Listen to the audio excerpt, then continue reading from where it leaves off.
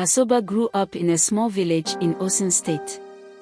His father, a subsistence farmer, struggled to feed the family of 7. As the firstborn, Asoba was expected to help out, but his dream was bigger than the farm.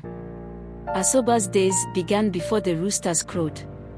He would fetch water from the village stream, a task that involved balancing heavy buckets on his small frame while trekking the uneven, dusty paths. On market days, he helped his mother sell cassava and yams. Though their earnings were meager, Asoba had a gift of gab that always drew customers. His animated stories, complete with exaggerated gestures and sound effects, made people laugh and linger at their store. Asoba, one day you go become actor for Lagos, an old market woman once said, cackling. Asoba grinned, his eyes lighting up. Mama, not true you talk. I go big past this village. Despite the laughter and camaraderie, Asoba's heart ached he had for a life beyond the confines of his village. At night, he would lie on the bamboo mat under the open sky, dreaming of Lagos. He imagined the towering buildings he had seen in grainy television images and the bustling streets filled with cars and opportunity. At 19, with little more than a bag of clothes and a borrowed 5,000 naira, Asoba moved to Lagos. The journey itself was an adventure. He boarded an old, creaking bus with a noisy engine that seemed to argue with every pothole on the road. Fellow passengers sang, prayed, and gossiped as they bounced along the rugged highway. Asoba joined in, singing with gusto, his excitement barely contained. Upon arriving in Lagos, reality hit hard. The city was nothing like his daydreams. He spent nights sleeping under bridges and days hustling as a street hawker, selling pure water in traffic jams. The scorching sun became his constant companion, and the fumes from cars left his throat dry. Still, Asoba refused to give up. His charisma and sense of humor set him apart. Buy pure water. This one no be ordinary water, nor holy water to wash away Lagos stress. He would shout, earning chuckles and, occasionally, a few extra sales. Asoba's resilience paid off when he shifted to selling car chargers. He stationed himself at a busy junction and memorized the traffic patterns, learning the best times to approach drivers. His charm was undeniable. Oga, if your phone no get charge, how you go take catch your babe? Abeg, by this charger make your love life sweet. His big break came one fateful afternoon. While hawking at his usual spot, he noticed an elderly woman struggling with a flat tire on the side of the road. Without hesitation, Asoba ran to assist. His nimble fingers made quick work of the problem, and the woman, impressed by his initiative, asked for his story. She turned out to be Chief Femi's sister. You have a sharp mouth and quick hands, she said, eyeing him thoughtfully. My brother needs a gateman. Can you handle it? Asoba, ever the opportunist, responded, Madam, I fit handle anything. Just give me chance. Within a week, Asoba was at the Femi mansion, standing in awe of the grand gates he would now guard. As he began his new life, he couldn't help but feel a mix of excitement and nervousness.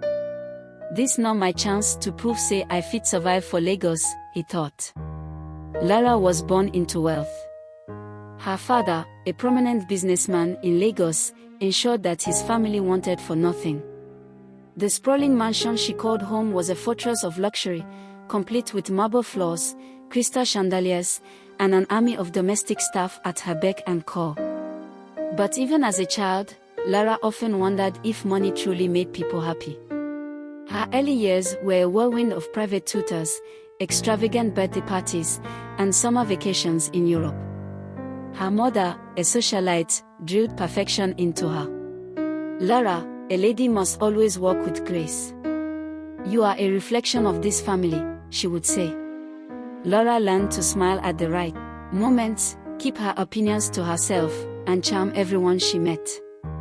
Though surrounded by opulence, Lara was often lonely. Her father was consumed by work, and her mother was more interested in appearances than relationships. At 14, Lara found solace in books, particularly romantic novels that painted pictures of love and passion, things that felt out of reach in her rigid, choreographed life. Her teenage years were filled with suitors her parents approved of, sons of politicians, oil magnates, and other prominent figures. Each relationship was scrutinized for its strategic advantage to the family, leaving Lara feeling like a pawn in a grand chess game. When she turned 20, Lara was sent abroad to study business administration. She saw it as an escape. For the first time, she experienced life without her family's shadow looming over her. She made friends from diverse backgrounds, went on spontaneous road trips, and even fell in love with a fellow student, a Nigerian named Teo. Their love was pure, a stark contrast to the transactional relationships he had known. But her parents had other plans. When Lara returned to Lagos, they introduced her to Chief Femi. The marriage was a merger, two powerful families consolidating their influence. Lara protested at first, even threatening to run away. Her father's response was cold and final: "You are a daughter of this family, not a vagabond. This marriage will happen, whether you like it or not." At first, Lara tried to convince herself she could make it work. Chief Femi was wealthy, ambitious, and respected. But it didn't take long for her to realize that love had no place in their union. Chief's idea of affection was buying her the latest designer bags and jewelry, often as a way to silence her complaints. To the outside world, Lara was the epitome of elegance. She attended charity galas, hosted high society luncheons, and graced magazine covers with her radiant smile. But inside, she felt hollow. Her days became a cycle of gym sessions, sport treatments, and lonely evenings in a mansion that felt more like a gilded cage. Her marriage was marked by silence and formality. Chief was often away on business trips, and when he was home, his presence was overbearing yet distant. Lara's attempts to discuss her unhappiness were dismissed with cold logic. "Lara, you have everything a woman could want. Stop being ungrateful," Chief would say. Lara's only companions were the household staff, but even they maintained a professional distance. She occasionally confided in her childhood best friend, Ada, who often encouraged her to leave. "Lara, this isn't a marriage, it's a transaction," Ada would say. But leaving was easier said than done. Divorce in her social circle was a scandal that would taint her family's name, and Lara couldn't bear the thought of disappointing her parents again. Despite her isolation, Lara found small ways to rebel. She began taking long drives through the city, losing herself in the chaos of Lagos traffic. It was during one of these drives that she first noticed Asoba, the gateman, humming a tune as he swept the driveway. His carefree demeanor intrigued her. For Lara, Asoba represented everything her life lacked: freedom, simplicity, and authenticity. At first, their interactions were casual, a polite nod, a quick smile. But over time, they became a lifeline. Chief Femi wasn't always wealthy. Born in the congested alleys of Ajigona, Lagos, his childhood was a masterclass in survival. His father was a struggling cobbler, and his mother sold akara by the roadside. Meals were not guaranteed, and Femi often went to bed with nothing but dreams to sustain him. Even as a child, Femi had an undeniable hunger for success. While other boys played football in the dusty streets, he collected scrap metal to sell at the market. He quickly learned the art of negotiation, convincing buyers to pay more for what little he had. "Ade, you go become big man one day," the market women would say. He believed them. After dropping out of school in junior secondary, Femi took on a series of odd jobs. He worked as a bus conductor, waking up before dawn to shout routes like Oshodi, CMS, Mile 2, at the top of his lungs. His quick wit and sharp tongue often earned him extra tips from amused passengers.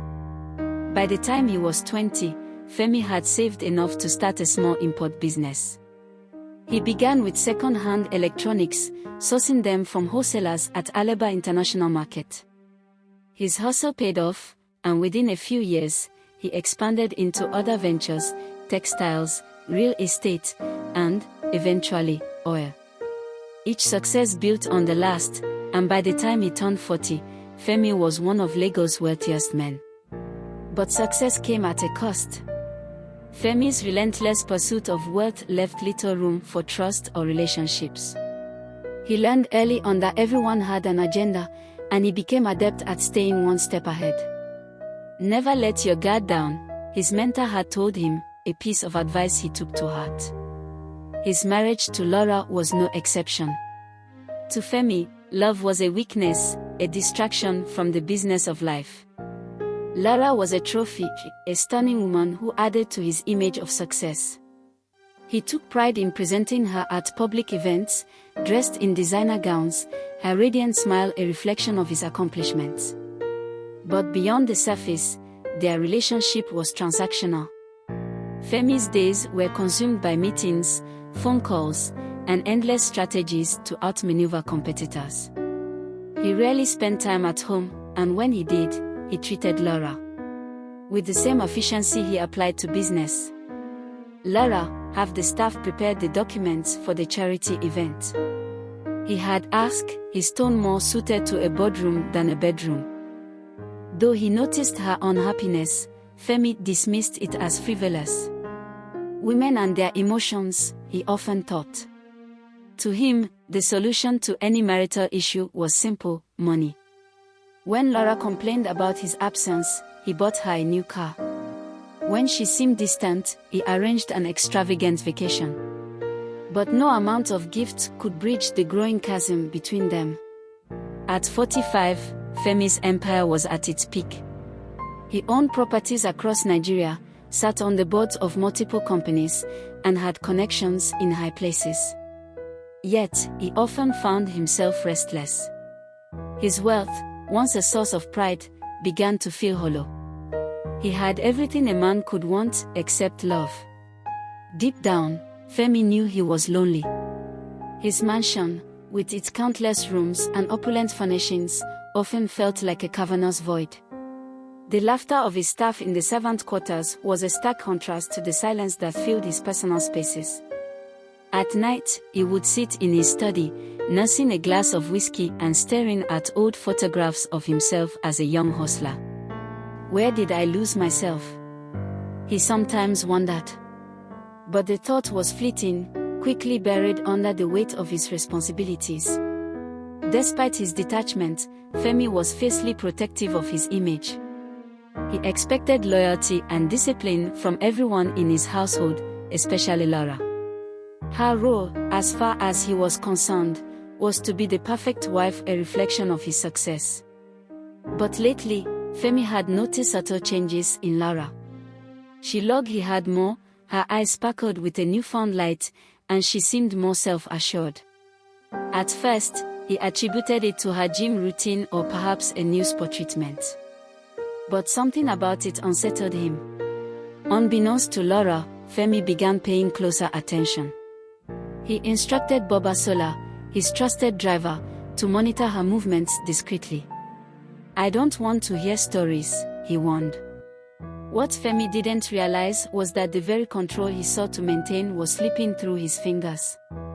While he focused on preserving his empire, the cracks in his personal life were widening, threatening to undo everything he had built.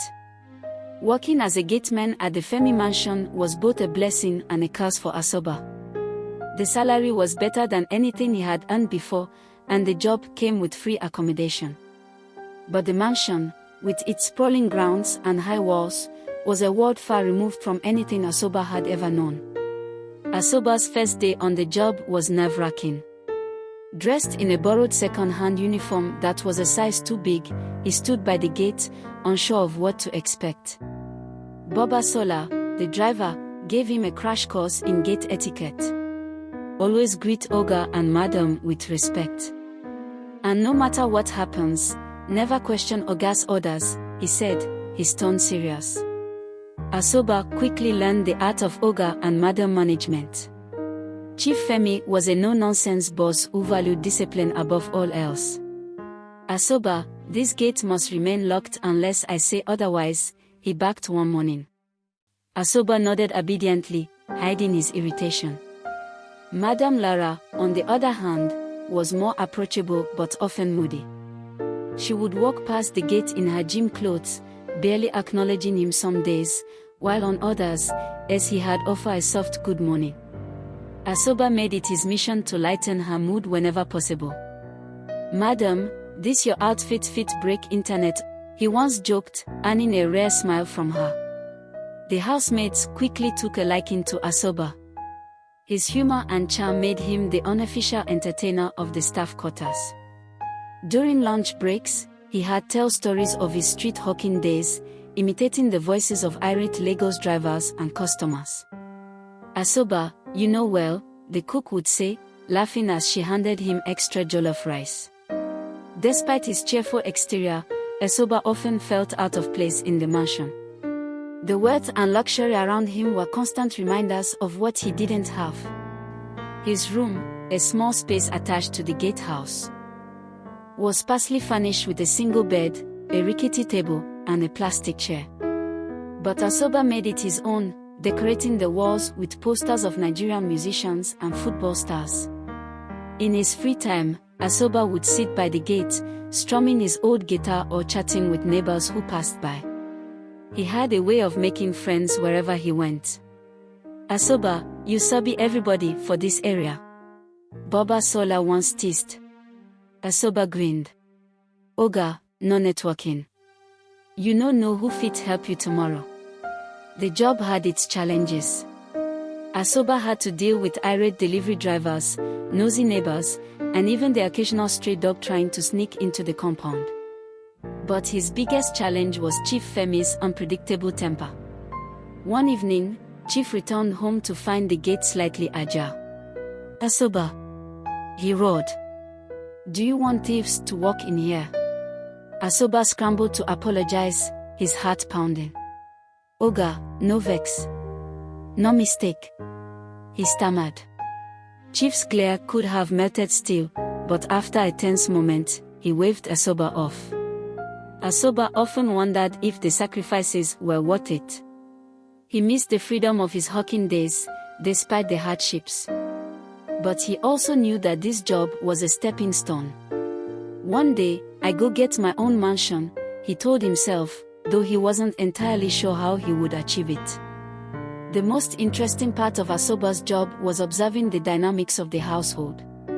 He noticed how little interaction there was between Chief and Laura.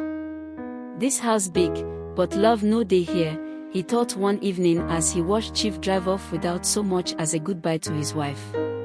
Asoba's natural curiosity sometimes got the better of him.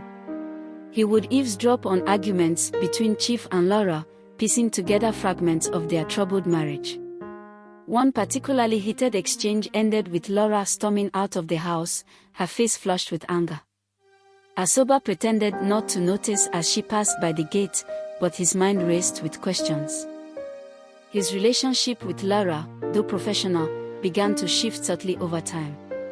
She started acknowledging him more often, sometimes pausing to ask about his day. "Asoba, how do you stay so cheerful?" she asked one morning. Asoba flashed his trademark grin. "Madam, if I no laugh, no cry I go cry. Life too short to carry face." Laura chuckled, and for a moment, Asoba felt a strange sense of pride. Despite these moments, Asoba knew his place. "This no madam. She dey another word entirely," he reminded himself. But the line between their words began to blur in ways he hadn't anticipated. The relationship between Asoba and Laura began innocently enough. Every morning, as Laura left for her gym sessions, Asoba greeted her with exaggerated enthusiasm. "Madam, today not your day. You go break all those gym machines with your fine body," he would say, tipping his cap with a dramatic flourish. Laura would chuckle and wave him off, but she began to look forward to his comments. Asoba had a way of making even the most mundane days seem brighter. His greetings became a ritual, one of the few constants in Lara's otherwise monotonous life. Over time, their exchanges grew longer. Lara started asking him questions. Asoba, how's your family? Do you ever get tired of standing at this gate all day? Asoba, ever the storyteller, would respond with animated tales of his village life, his adventures as a street hawker, and his dreams of becoming a big man in Lagos. His honesty and humor were a refreshing change from the guarded interactions Laura was used to. One day, as Laura returned from the gym, she noticed Asoba humming a tune while sweeping the driveway. She paused, intrigued. Asoba, is that your voice? Asoba looked up, startled. Madam, hunger they make my voice sweet, he said with a wide grin, making her laugh. Lara couldn't resist. Sing it again, she urged. Hesitant at first, Asoba eventually gave in, his rich baritone filling the air. For the first time in years, Lara felt a sense of ease, as though the weight of her world had momentarily lifted. It was in these small, everyday moments that their connection deepened. Asoba began to see beyond Lara's glamorous exterior, recognizing the sadness in her eyes and the loneliness in her laughter. This woman no happy, he thought. But why? For Lara, Asoba's humor and charm were a lifeline. He made her laugh when she wanted to cry, and his carefree attitude reminded her of the simpler life as he had once craved. She started looking for excuses to linger by the gate, asking Asoba questions about his guitar or his favorite songs. One evening, after a particularly tense argument with Chief, Lara found herself drawn to the gatehouse. Asoba was strumming his guitar, his voice low and soothing. She stood in the shadows, listening, before finally stepping forward.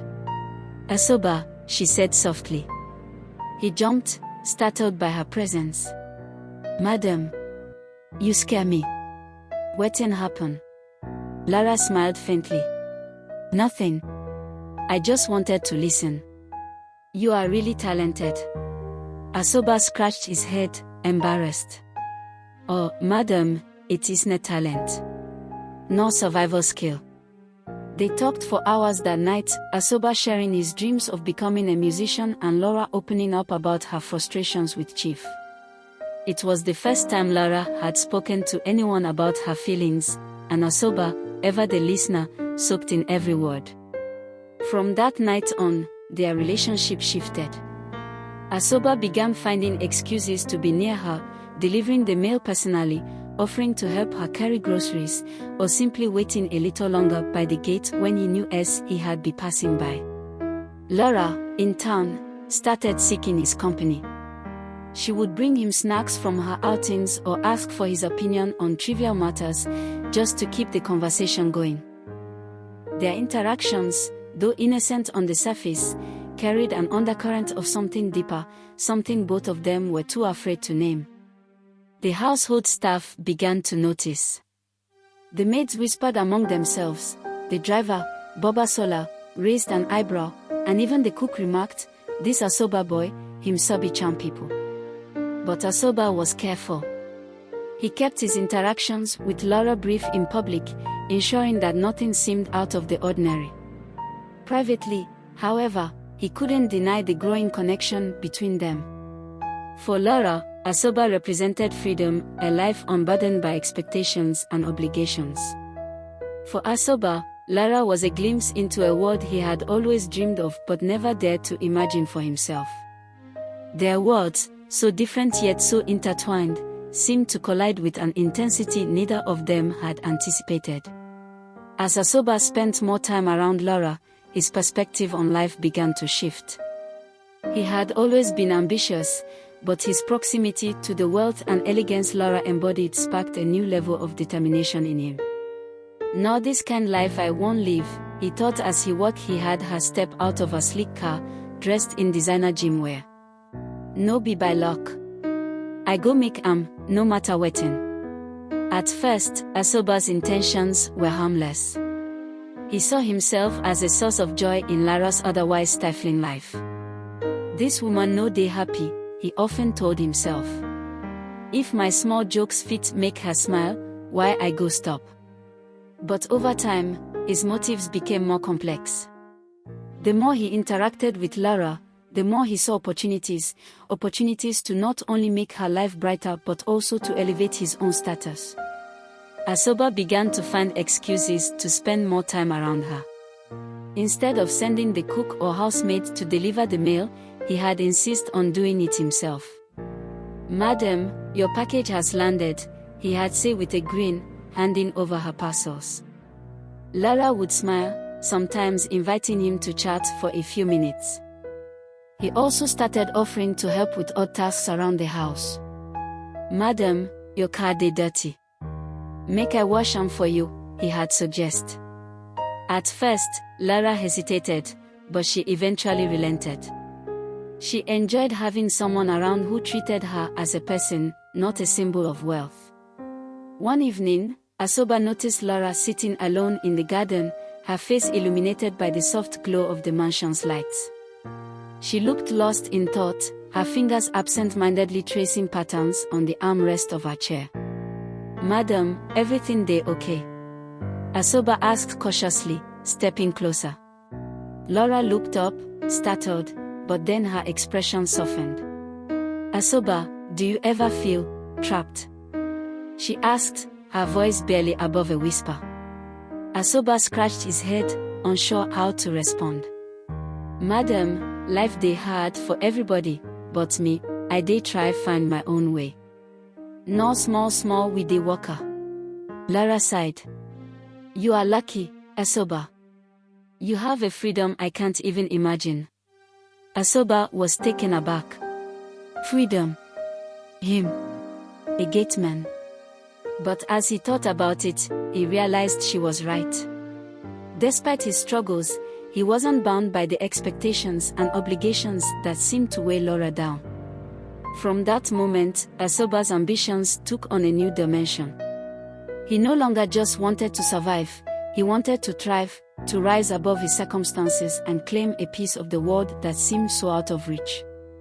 Asoba started making plans.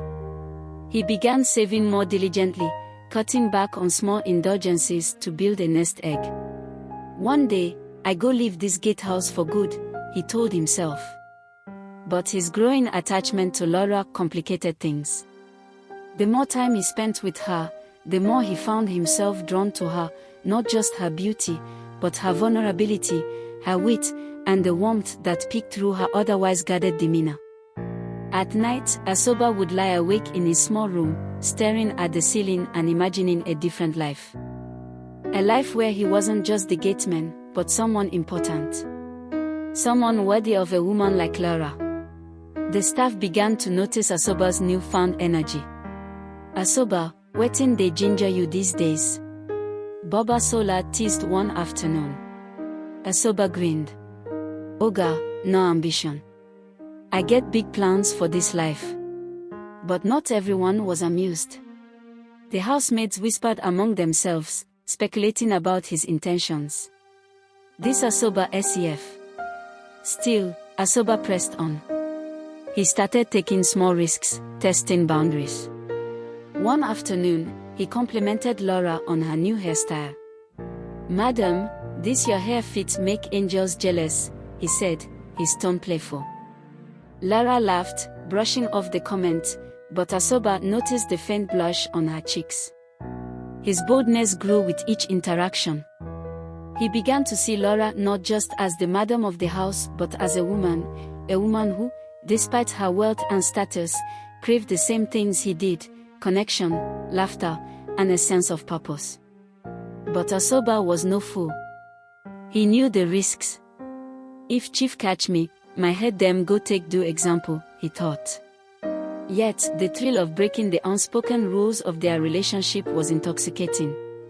For Asoba, each step closer to Lara felt like a victory, a small rebellion against the barriers of class and circumstance that had always seemed insurmountable. And while he didn't know where their growing connection would lead, he was determined to see it through. Lara often stared at herself in the mirror, questioning the reflection that looked back at her. She saw beauty, yes, the kind of polished elegance that turned heads at every event, but she also saw loneliness etched in her eyes. Beneath the layers of designer makeup and the perfectly tailored outfits, Laura felt like a ghost. Her marriage to Chief Femi had become a silent torment. In the early days, she had held onto the hope that their union could evolve into something real. She had tried to please him, learning his preferences, hosting impeccable dinners, and managing the household with precision. But her efforts were met with indifference. "Babe, I made your favorite soup today," she had said once, smiling hesitantly. Chief barely looked up from his tablet.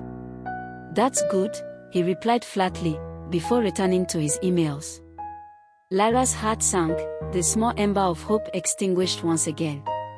Over time, she stopped trying. If her husband could not see her as more than an accessory, why bother? Her days followed a monotonous routine. Morning workouts, midday luncheons with society wives, and evenings spent alone in the mansion's vast living room. Even the vibrant chaos of Lagos outside her gates felt worlds away, as if she were trapped in a glass bubble, observing life but never participating in it. The society wives she lunched with only deepened her feelings of isolation. Their conversations revolved around the latest fashion trends, gossip, and whose husband was cheating with whom. Lara smiled politely, offering the occasional comment, but her mind often wondered. Is this all there is to life? She wondered. Her friendship with Ada, her childhood best friend, was one of her few sources of solace. Ada, always blunt, had no patience for Lara's excuses. "Lara, you need to leave that man," Ada said one evening over wine. "This isn't a marriage. It's a prison." "And go where, Ada?" "To do what?" "You know what my family will say," Lara replied, her voice heavy with resignation. Ada shook her head. "Sometimes, you have to choose yourself, Lara. No one else will." Despite Ada's encouragement, Lara felt trapped. Divorce wasn't just a personal decision, it was a social scandal, a blow to her family's carefully constructed image. She often felt as though she were living not for herself but for everyone else, her parents, her husband, even society at large. It was during one of her solitary drives around Lagos that she first began to see Asoba in a new light. His carefree laughter and playful comments were a stark contrast to the stifling formality of her life.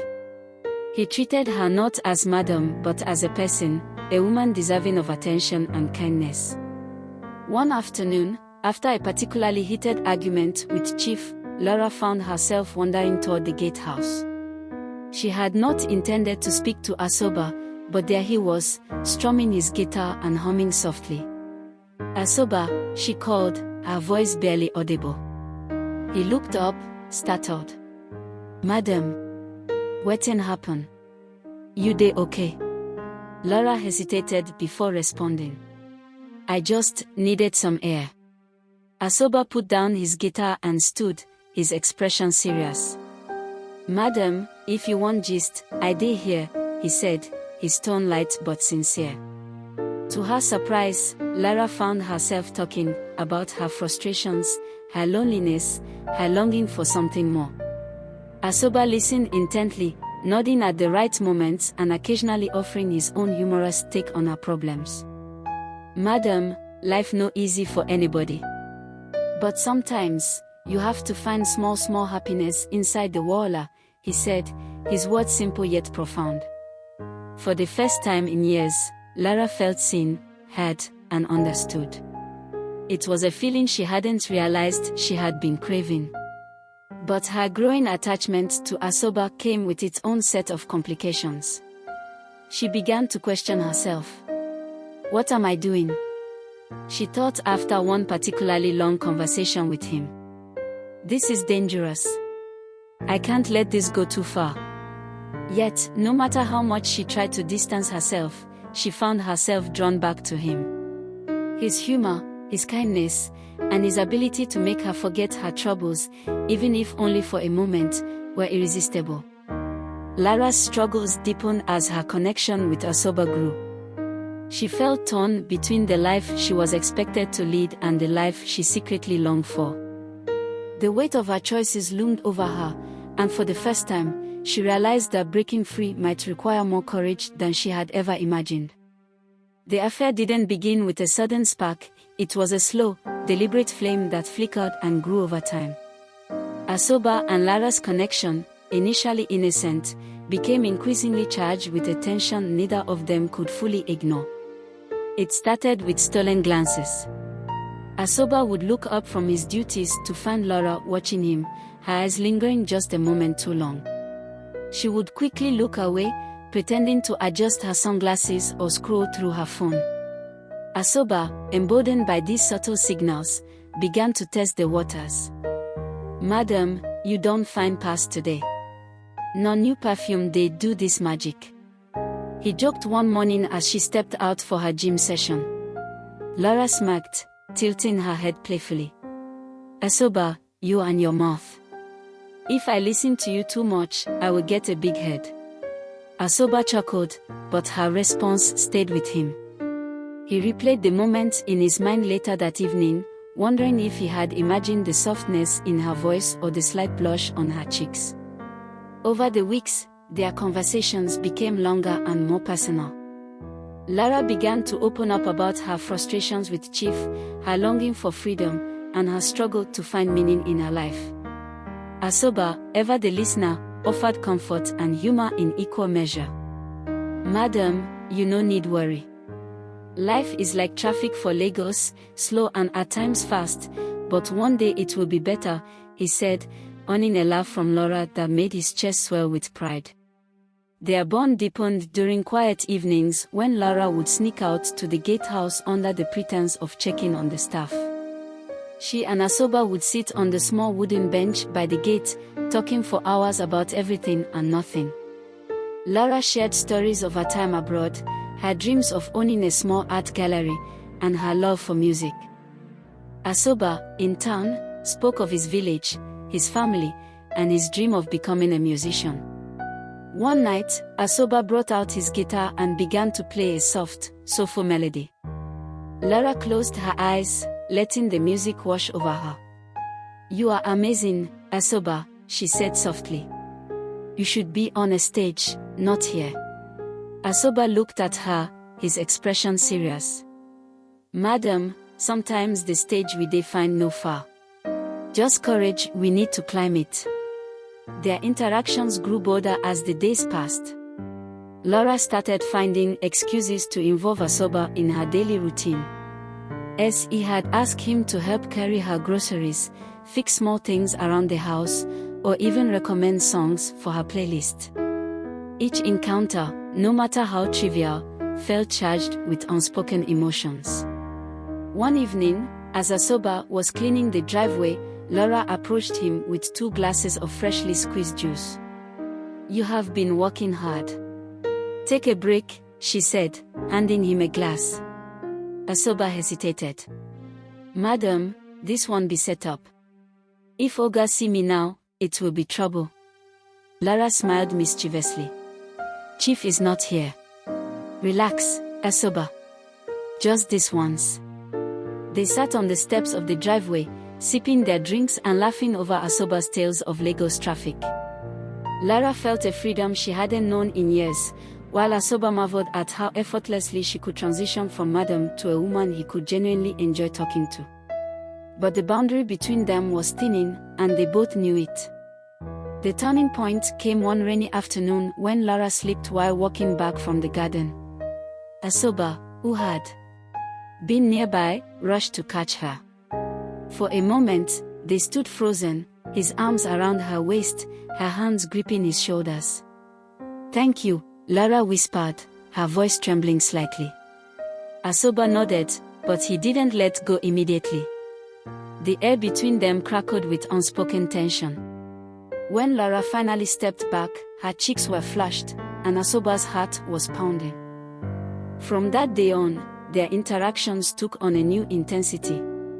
The stolen glances lingered longer, The accidental touches became deliberate, and their conversations carried an undercurrent of something neither of them dared to name.